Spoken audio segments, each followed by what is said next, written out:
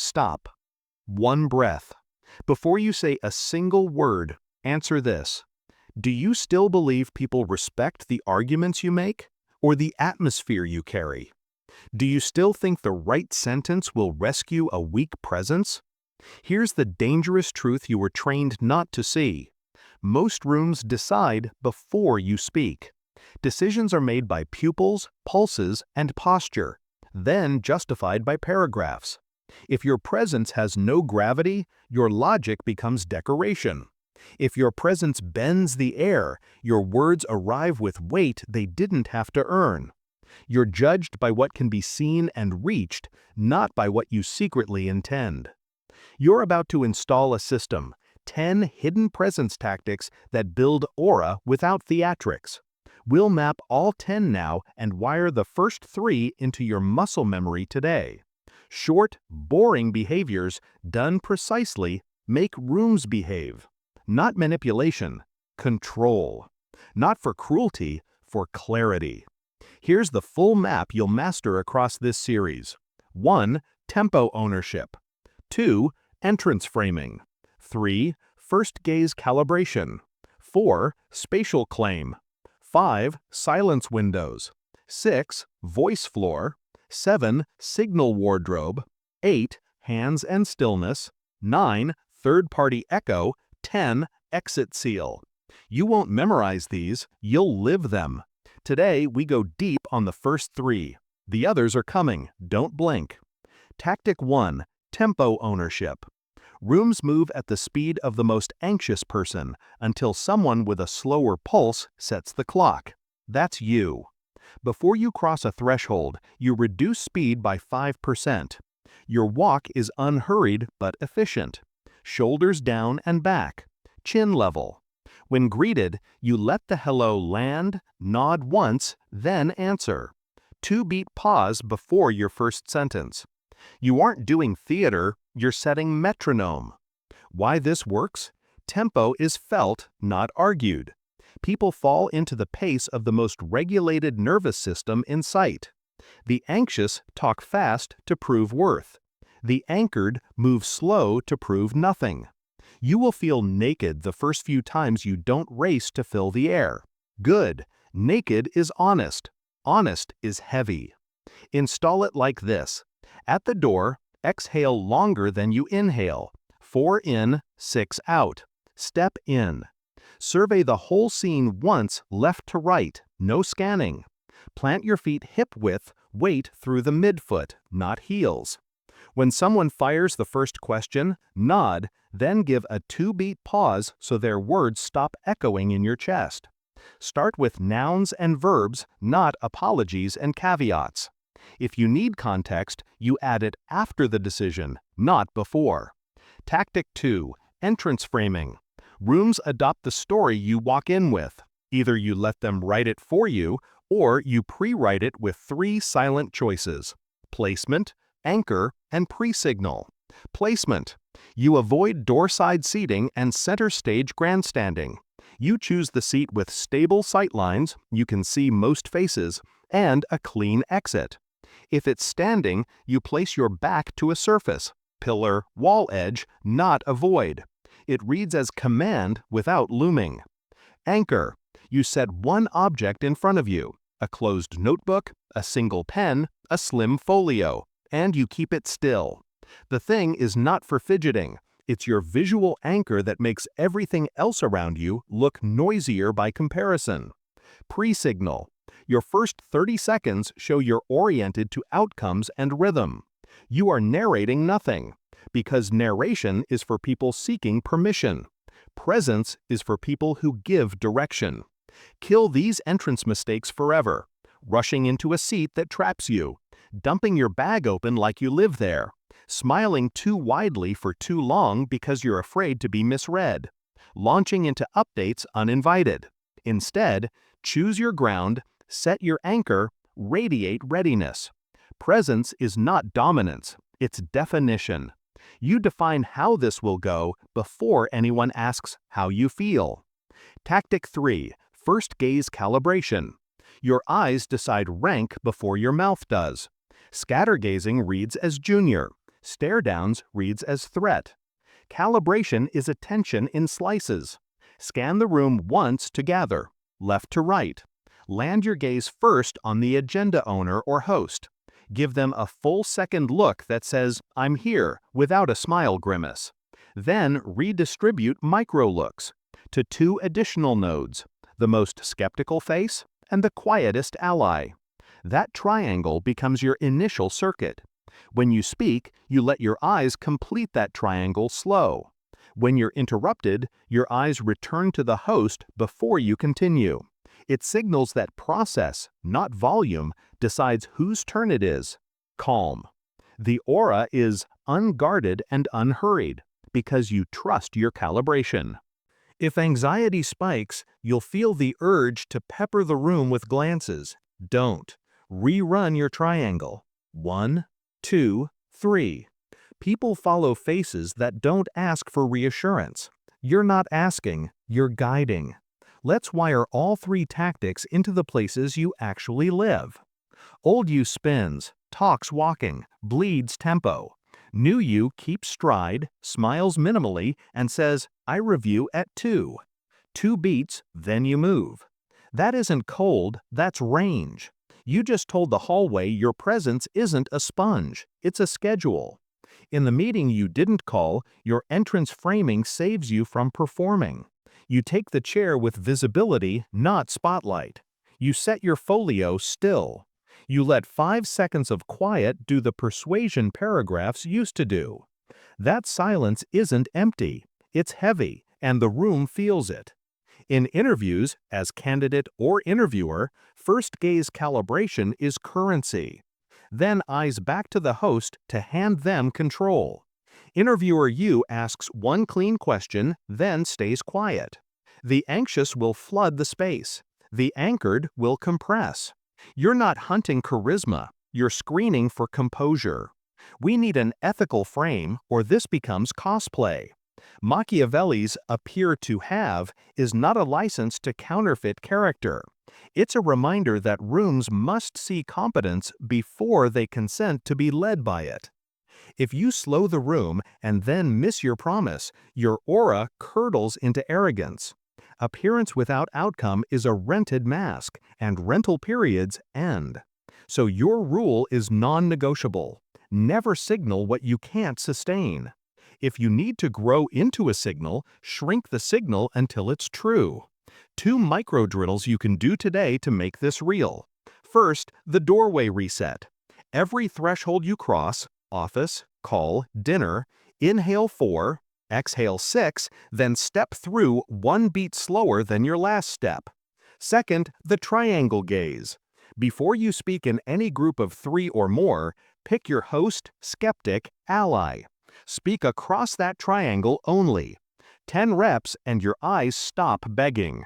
Your mouth gets quieter. Your presence gets louder. You'll get pushback. Translation: your nervous system stopped auditioning. Smile once, small. Then deliver something on time. Results retune rooms faster than speeches. Now zoom out. Why begin the 10 steps with tempo, entrance, gaze? Because the first 30 seconds make all the other tactics either land like truth or fight uphill. If you don't own tempo, silence later reads as sulking, not strength. If you don't frame the entrance, your spatial claim will look like crowding. If you don't calibrate gaze, your voice floor will sound like a performance. Foundation first. Voice, wardrobe, hands, entourage, exit. We'll stack them on this base so you don't have to push. The room will push itself toward you. Here's your binary. You can keep trying to convince rooms after they've already decided, or you can become the person who shapes the decision they make before you speak. One path costs paragraphs, the other earns quiet.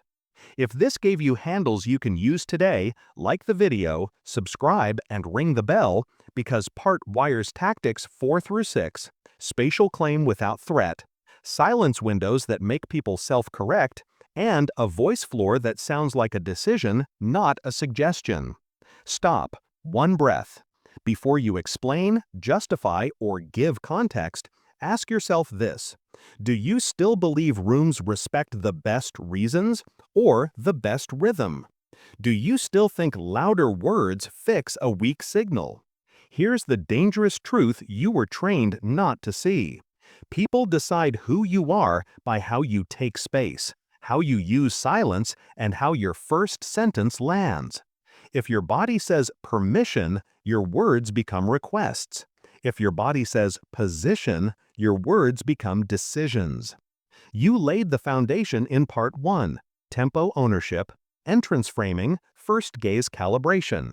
Today, we wire 3 more tactics into your nervous system so you don't have to push. 4. Spatial claim. 5. Silence windows. 6. Voice floor. These aren't theatrics. They're levers. Pull them and the room moves itself. Tactic 4. Spatial claim.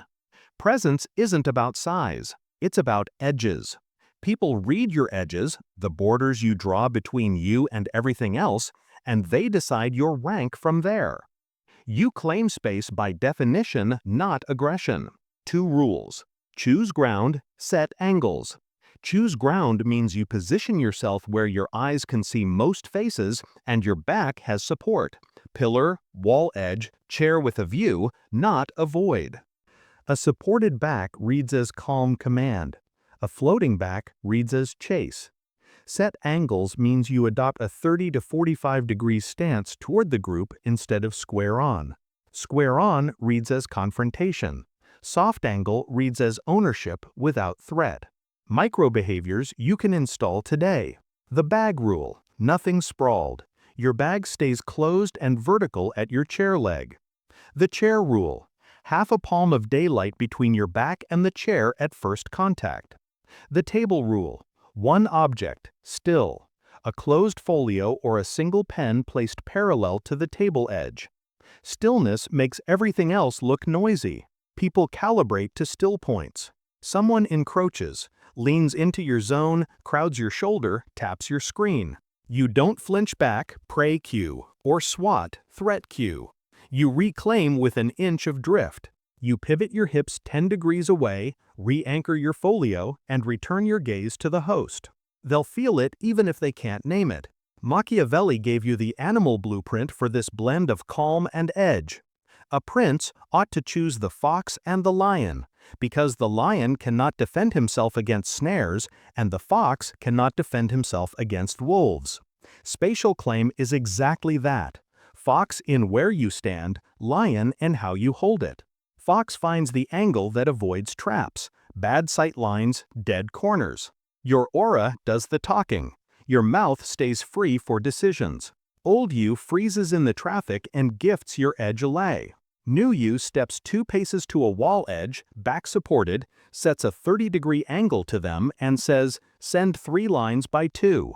Your placement, not your tone, ends the negotiation. Tactic 5. Silence windows. Most people fear silence because it exposes them. You'll use silence because it exposes reality. A silence window is a timed gap that forces the room to reveal motive, doubt, or error without you policing anyone. It's not passive, it's surgical. 3 windows to practice. The post-decision window. After you deliver a decision, we'll move A by Friday, J owns, L reviews. You leave 3 full seconds. The gap invites questions that matter and starves the ones that don't. Most rooms self-correct inside that space. You hold eye contact for 2 beats, then repeat your container. 20 lands the decision. Then 2 more beats. Pressure dies when it can't find friction. Then you go quiet. People will fill the silence with the truth they were avoiding or the data you need. Either outcome helps. Translation: your nervous system stopped performing reassurance. Smile small, nod once, let the window work. The right people will step into it with clarity. The wrong people will flee it with noise. Either way, you just filtered the room without raising your voice. This is where many stumble and reach for warmth to ease the social heat. Don't. Warmth without edges becomes permission. Silence with edges becomes structure. You're not humiliating anyone, you're making thinking audible. Tactic 6. Voice floor. Your voice doesn't need to be loud. It needs a floor, a stable, low register and declarative cadence that sounds like decisions, not suggestions. Rooms hear floors before they hear facts. 3 shifts. Pitch down, pace down, words down. Lower your average pitch by 1 step, exhale before you speak, slow your opening sentence by 5%, and use subject, verb, object. Decision first framing. Start with the decision, then add the reason only if needed. We'll decline this request. Decision first stops debates that feed on uncertainty. Hedgeless endings. No lift at the end of statements. Rising intonation is a questions costume. Let your period sound like a period. Drills that take 5 minutes change everything. Hum then speak. Hum your last exhale for 2 seconds, then speak your sentence. The hum sets your floor. 12-word drill. Practice compressing your answer into 7 to 12 words before you say it aloud. Rooms hear compression as competence. 10 from your first and last sentences of any answer. Cushions are comfort for you, not clarity for them. What if someone challenges your floor? You don't defend. You re-anchor. That's incorrect. If they push, you route. You never arm wrestle in the middle. Middles are where aura goes to die. Your pitch, pace, compression, that's in your control. Their approval is not. Build on what you control. Avoid hatred by protecting dignity. No mockery, no ambushes, no public cornering. But if the choice is between being liked and being understood, choose to be understood. Cleanly, calmly, consistently. How these 3 tactics play together in real life. Negotiation. You claim space early, chair with sightlines, folio still, 30-degree angle. You set your voice floor on the first sentence. Will move forward at 90. You deliver it once, then hold a silence window. Watch concessions arrive uninvited from people who can't stand quiet. If they demand a case, you add 1 sentence of reason, then return to quiet. Your stillness makes their wish list look like noise. Dating. You arrive with tempo ownership and entrance framing already installed. Then spatial claim does something subtle. You sit with a clear edge, not perched, not sprawling. Silence windows let attraction breathe. You don't audition. You don't overshare.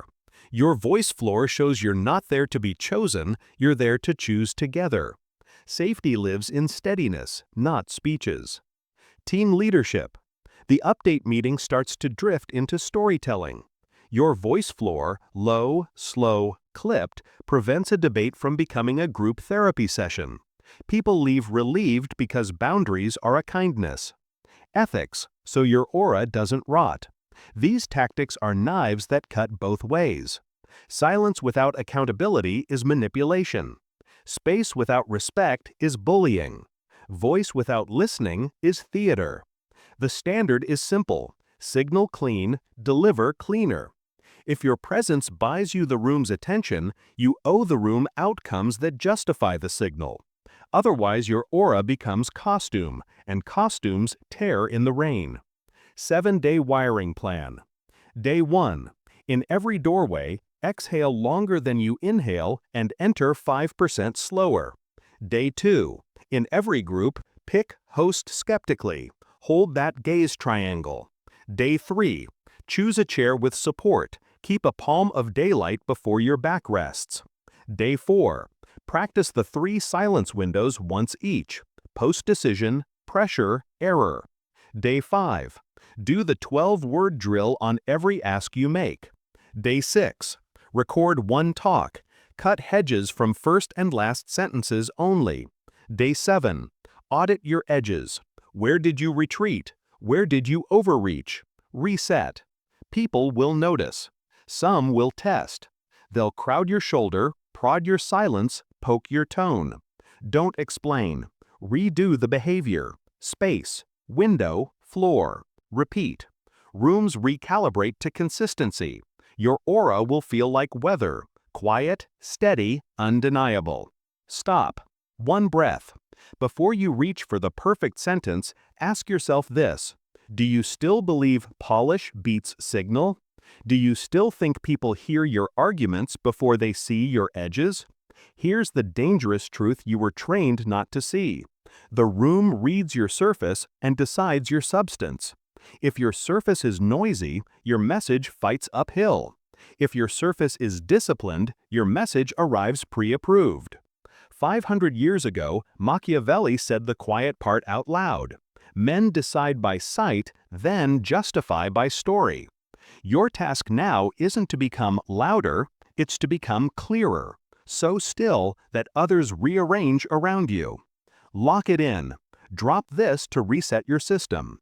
I let my signal speak before my mouth. You built the base in parts 1 to 2.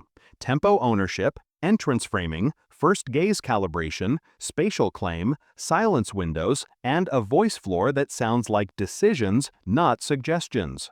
Today, we wire tactics 7-9, so your aura carries even when you say almost nothing. 7. Signal wardrobe. 8. Hands and stillness. 9. Third-party echo. Use them exactly.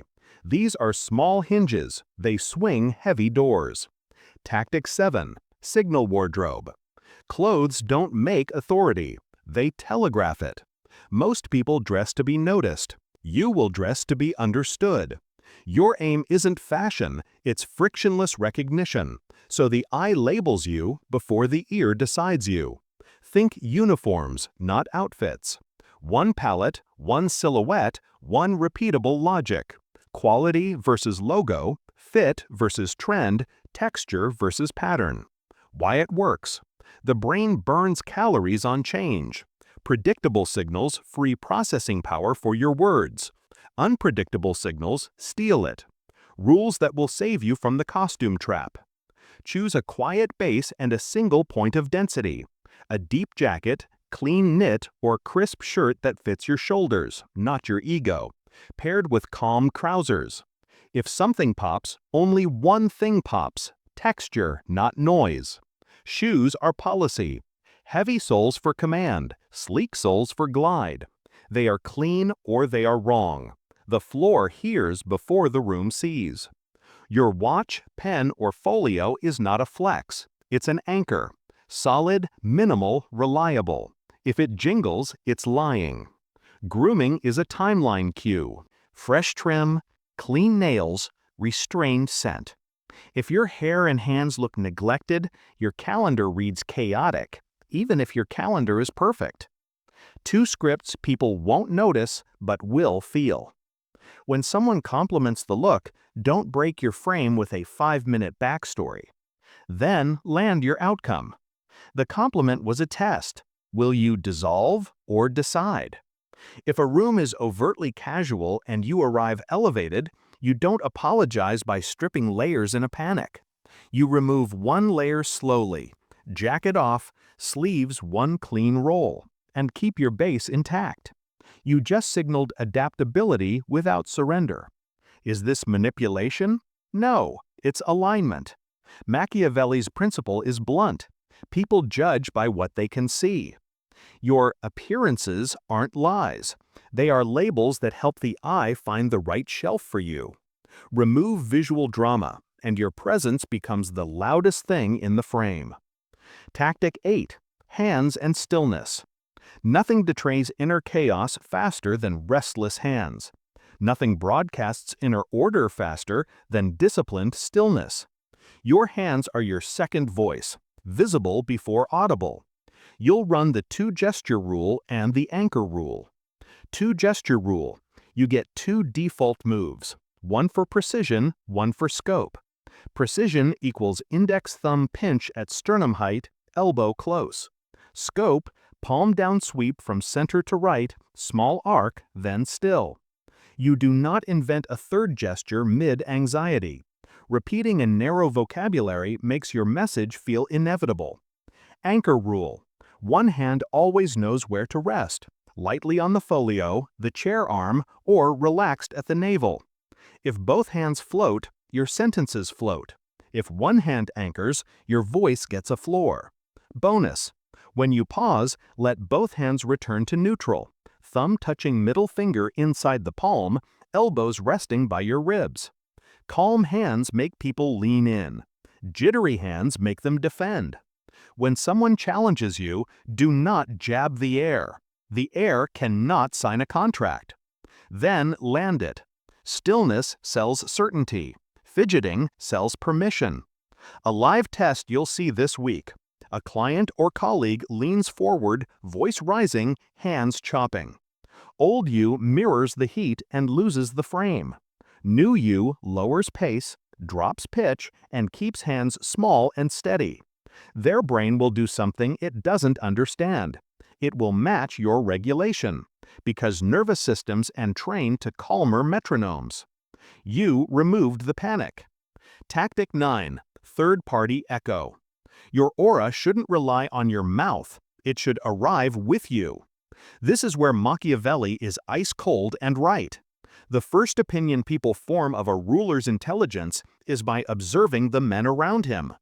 Your echo, assistants, introducers, partners, past clients, even the way your calendar messages speak, either lowers your price or sets it. You're going to curate voices that pre-frame you before you speak. Build it in 3 layers. Layer 1. Gatekeeper tone. If someone reaches your inbox or assistant, the reply cadence matches your presence. Concise, warm, unhurried. Thanks for reaching out. 2 steps. 1. Send 3 bullets, goal, timeline, ask. 2. We'll offer a 20-minute diagnostic if it's aligned. The music matters. When your gate speaks like policy, your arrival reads like structure, not ego. Layer 2. Introduction ritual. Teach allies how to bring you into rooms. A 1-paragraph frame, who you help, how you deliver, 1 result. 1 sentence on process. He runs a diagnostic 2 through Thursday, 20 minutes. And 1 line on outcomes. Expect a decision, not a brainstorm. You're not being precious.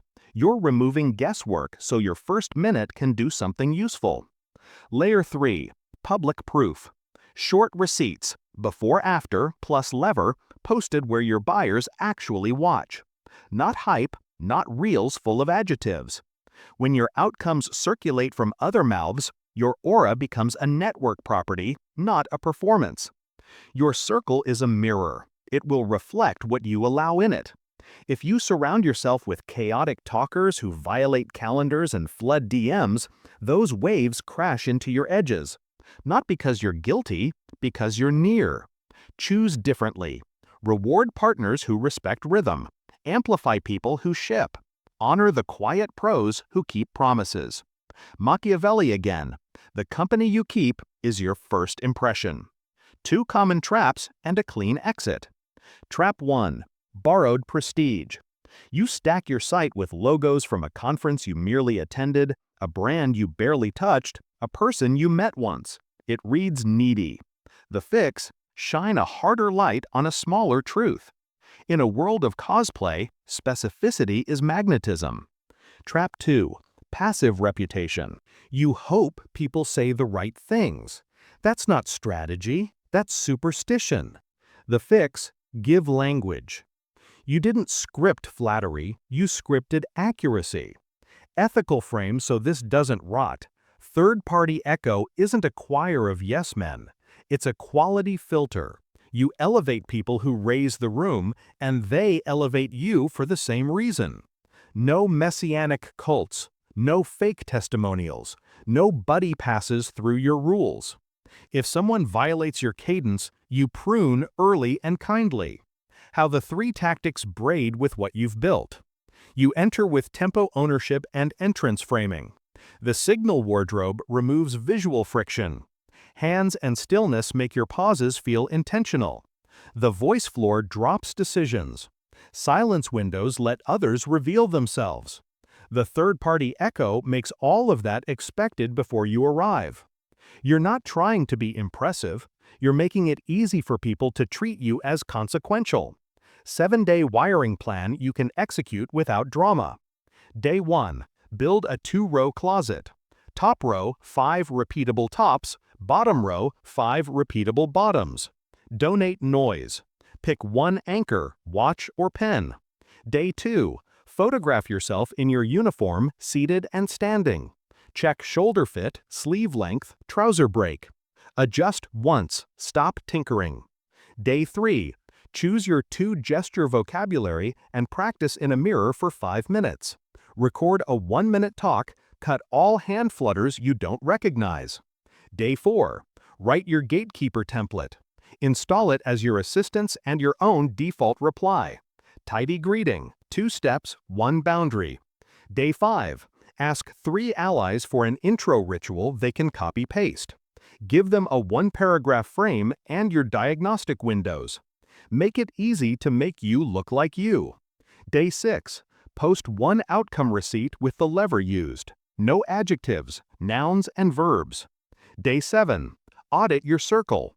Who respects containers? Who breaks them? Quietly reduce proximity to the latter. Expand proximity to the former. Your aura is a shared weather system. Curate your climate. Expect resistance from people who benefited when your edges were vague. Then deliver something on time. Clarity is contagious. So is steadiness. When your surface is consistent, people stop testing and start executing. 2 Machiavellian reminders to keep your compass true while you sharpen your signal. First, it is necessary to know how to color over this nature effectively and to be a great pretender and dissembler. Here, manage appearances, or someone else will manage them for you. Your wardrobe and hands set the solo. Your circle writes the chorus. Make both worth hearing. Next, we finish the system with Tactic 10, the exit seal, and fuse all 10 into a daily loop you can run without thinking. No speeches, no theatrics, just gravity that enters before words and lingers after you leave. Stop. 1 breath. Before you craft the perfect closing line, answer this. Do you still believe a room remembers the words you ended with, or the feeling you left behind? Here's the dangerous truth you were trained not to see. Most rooms don't remember your sentences. They remember your seal.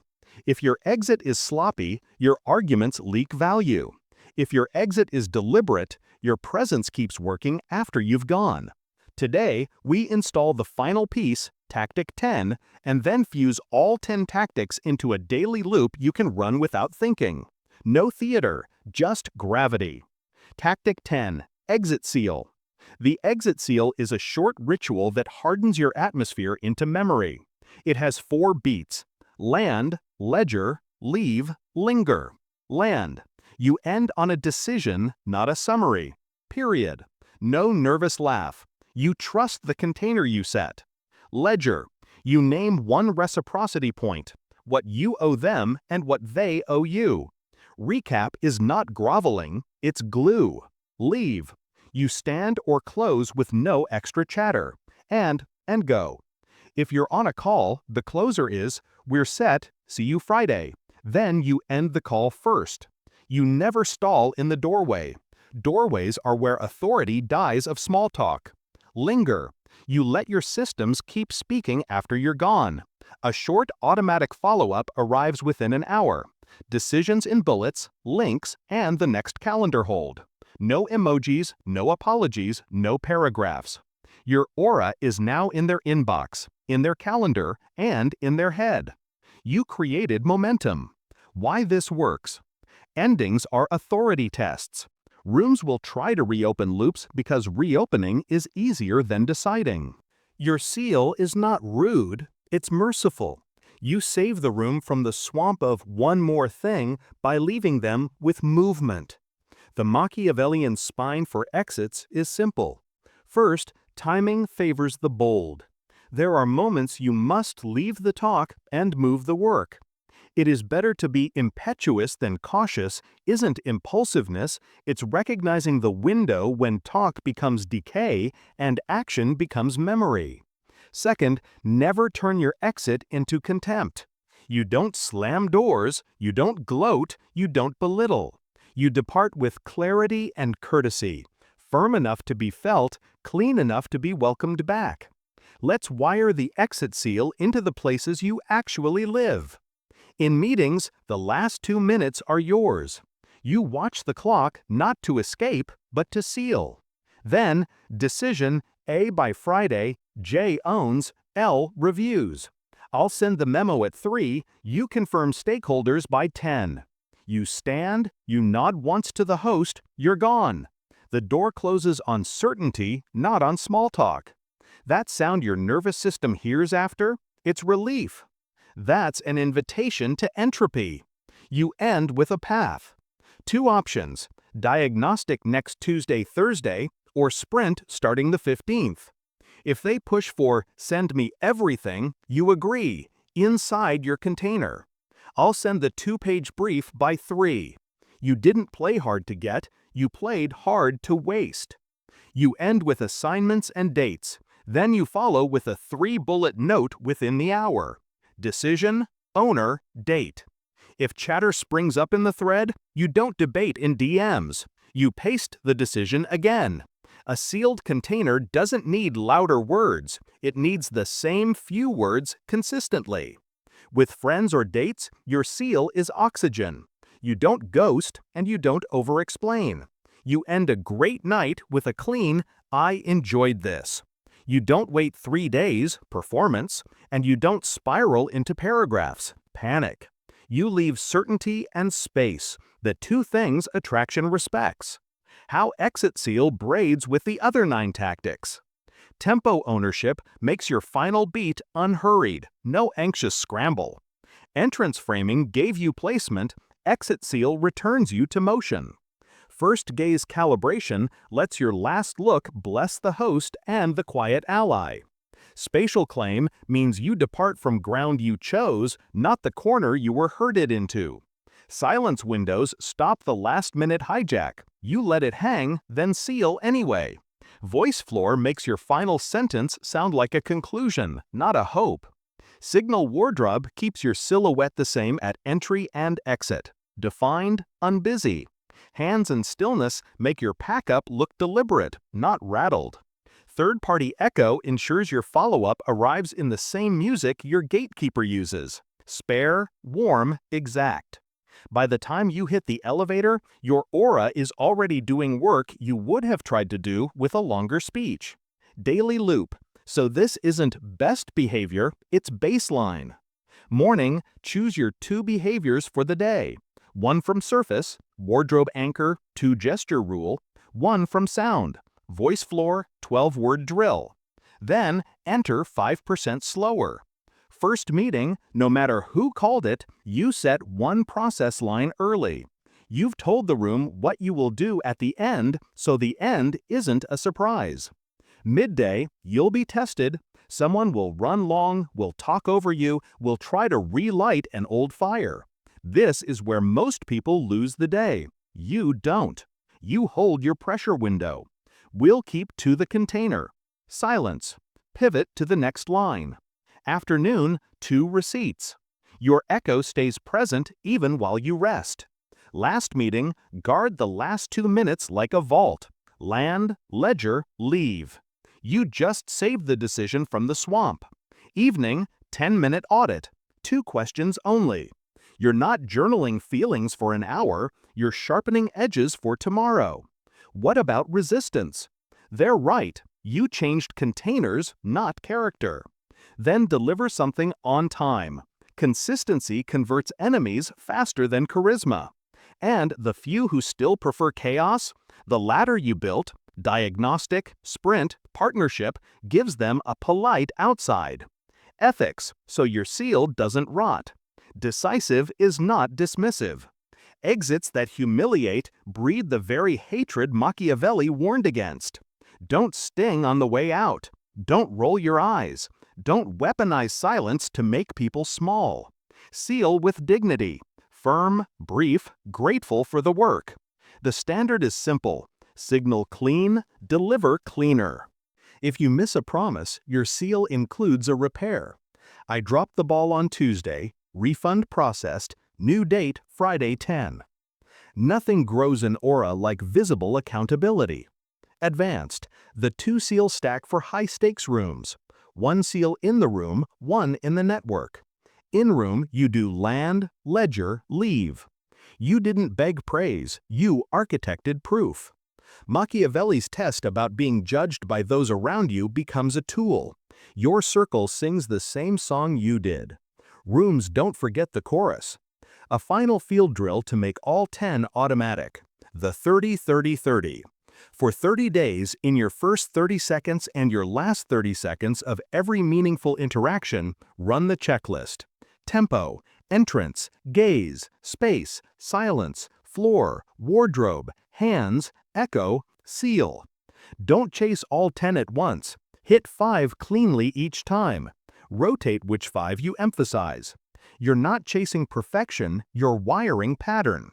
After 30 days, you'll catch yourself walking slower, placing cleaner, pausing longer, deciding sooner, leaving earlier. The room will adjust to you. It won't know why. That's aura before words. Binary choice.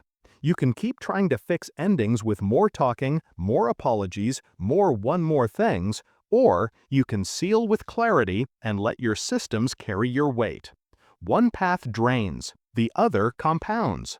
From now on, you don't hope for presence, you run presence. You don't hope to be remembered, you leave handles that make remembering unavoidable. And when you do speak, your words won't have to fight to be heard. The room already decided who you are when you walked in, and it keeps deciding the same thing after you walk out.